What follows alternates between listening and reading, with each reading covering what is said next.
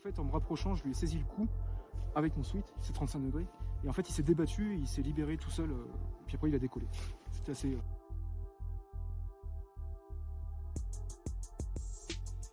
Ouais, l'an dernier, dans le césaillier voisin, j'avais trouvé un vautour qui était coincé dans une clôture.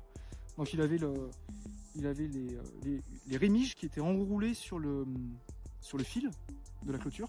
Et en fait, il n'arrivait pas à se défaire. Donc c'était en pleine canicule.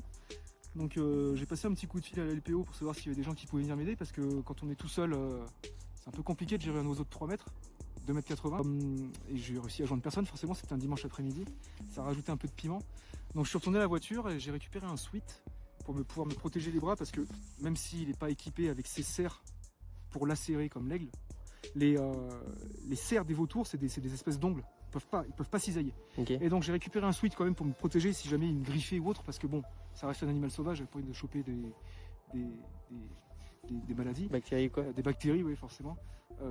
C'était juste pour me prémunir des griffures éventuelles. Et en fait, en me rapprochant, je lui ai saisi le cou avec mon sweat, c'est 35 degrés. Et en fait, il s'est débattu, il s'est libéré tout seul, et puis après, il a décollé. C'était assez, je sais pas comment expliquer. Je pensais pas vivre ça ce jour-là, quoi.